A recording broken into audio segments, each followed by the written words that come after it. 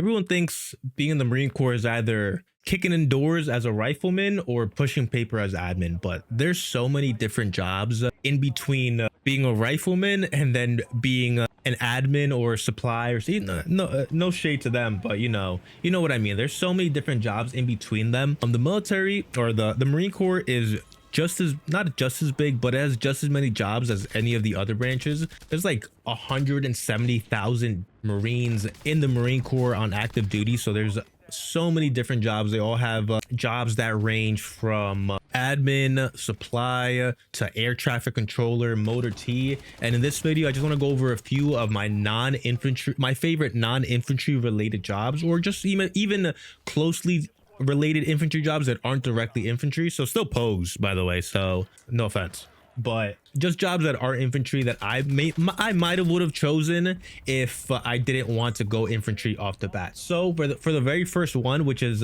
actually I think would have been my first choice if I didn't want to go infantry, just because it sounds cool and it sounds like you're doing kind of some smart stuff, which would be intelligence. I personally don't know everything that goes on in intelligence. I do know that if you do want to do intel, just like comms, which was another one that you can kind of put in the same kind of bracket, intel, comms, and logistics, because they come out with to the field with us when we do field ops. If we're doing really big field ops, intel, comm, and logistics, maybe some other guys will come out with us, but they'll stay back at headquarters. We basically build up like a fob in the field, and if they'll be like the headquarters kind of telling us how to maneuver, they'll be giving us information on how like the field op is supposed to go, what kind of training maneuvers we're supposed to do, just guiding us like as if it was an actual mission out in the world wherever we would be, right? So those jobs are pretty cool. You still get to go out to the field with us. It's not like you have to stay back. There's only a few jobs I think that are basically extremely non-deployable. Like you could still deploy, I think, if you wanted to, but like you don't even go to the field or anything. And logistics, comms, intel, those are not one of them. Those are still pretty cool. You still get to go out to the field. I think some of them you also get to like play around with drones and stuff. I know when we would like have to hike back through headquarters, they'll be like playing around or messing around with drones. So if you're like more into technology and stuff, those are the paths that I would go to kind of keep it moving a little bit. But we're moving more closer to infantry, to a job more closely related to infantry. I have a little bit more experience with this one, so this is motor T. As an infantry guy or as an infantryman, you will have or not everybody has the opportunity. I was chosen. Not that I was special or anything. I was just there, really. But I was chosen to be a driver for my platoon. It depends on the company, but like every platoon or every squad gets like one or two drivers that are, we have licenses. So I had a license to drive a Humvee,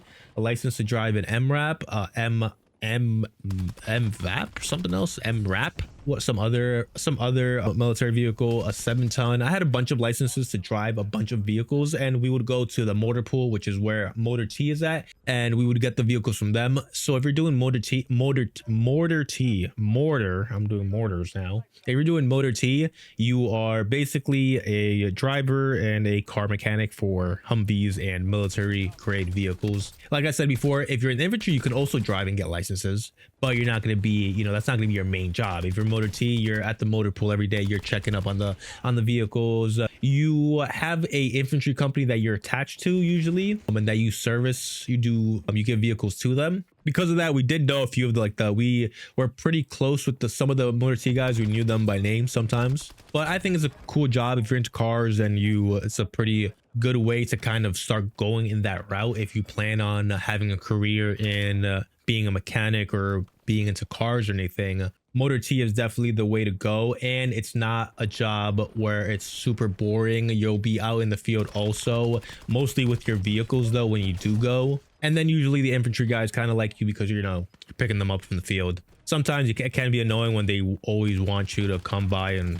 inspect the vehicles. Like, it ain't that serious. Leave it alone. I don't want to inspect the vehicles, bro. I want to go home. And to keep it pushing along, we'll keep it with the vehicles. Next is tanks. Tanks, I think they think that they're infantry, but they're definitely not. Tanks is cool though. They are also attached to a specific company or battalion. So actually, motor T, you're attached to a battalion, so you would service every company in the battalion. Tanks, you are attached to a specific company, same as if you're if you do helos, if you do some kind of aviation, helicopters or anything like that, you are also attached to a company. And then tracks. So tracks, tanks, and helos would be attached to each different company in a battalion. So let's say Alpha would be helos, Bravo would be tanks, and then Charlie would be tracks, and it would be split up into those three I guess categories. And then that kind of gives the battalion a lot of fluidity in how they maneuver and how they do their missions, right? So one company is more prepared to do aviation type missions, one is more prepared to do land type missions, and one is more prepared to do water type missions because you're in tracks. I was in tracks. Tracks suck. Those things are constantly spewing just insane amount of CO2 outside and inside the cabin. So like it's honestly extremely hard to breathe, and they're just floating just a little bit above the water, so technically you're just underwater the entire time. It's extremely cramped. It's a horrible experience. Honestly, you pass out, I think, at least every time that, at least 4 or 5 times that I was in there traveling through them to get from the boat to land, which is usually the route that you go. We usually pass out in there because there's like no air. I remember my buddy next to me was hitting his H2O, his CO2 canister, his oxygen canister, I guess, his oxygen thing. You have to have that on because if the tracks go down, you have to wait for the track to hit the bottom of the ocean before anybody can get out, because you know the pressure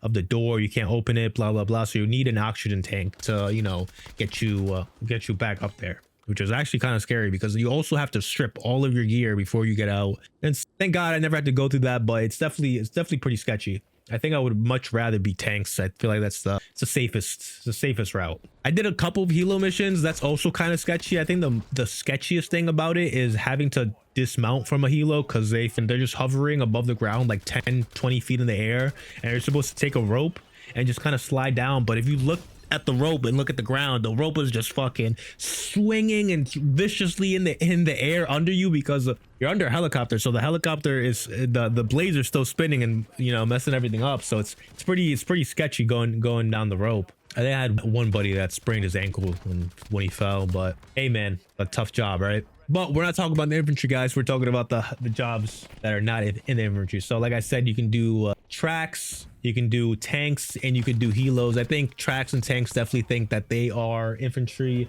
The helo guys, I think, take a lot of pride in being helo guys, because you have to be an officer anyways to fly those things. I think tanks are cool though. Tanks, we've done missions with tanks, and just hearing those things go off, it's pretty crazy. Things are tough, man. And like I said, tracks, I wouldn't recommend doing that stuff. There is like this other type of tracks that's actually is infantry. It's called like an LAV crewman. You have to, maybe I'll make a video about like infantry jobs, but it's a type of tank, it's a type of track, I think, or something like that. Weird, but they're similar. All right, moving on. Next one. These guys definitely think that they're grunts. Artillery guys, love you guys, but you are still 500 meters from the fights, or 1,000 meters. You're not infantry. You guys are some cool though, artillery, but not grunts. If you want to do artillery, they're just really big mortars. You're not close to the fight, but you definitely are important, and you get to lay down a lot of firepower. The things are heavy. It's a lot. It's very big machinery. I've never done anything with artillery myself, so I can't really talk about it. I know it.